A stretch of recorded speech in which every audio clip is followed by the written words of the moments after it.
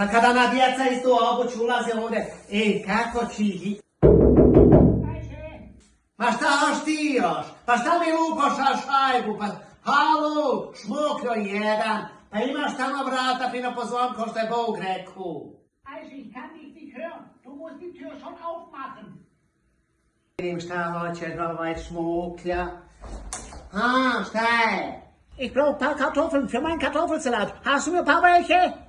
Ma kakva salata gluha bila, pa da mi Balkanci jedemo ovako salat, pa ne bilvaki. Pa nije ni čudo što ste se svi švabe osučili ko bandere, kad jedete samo tu travu. Nik salata. Nicht Salat, Eiche. Ich brauche Kartoffeln. Du machst doch öfters Pita und da drin sind Kartoffeln. Pa šta ne rekneš odmah, joj zubonja jedan, pa ti se poželio krompira. Ja, hapš. Man soll sich anpassen, dann kann ich mal Deutsch. Also ich verstehe die Frau wirklich nicht.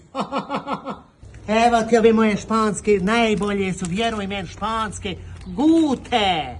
Eiche, ich brauche deutsche Kartoffeln, ich brauche keine spanische. Hast du auch deutsche Kartoffeln?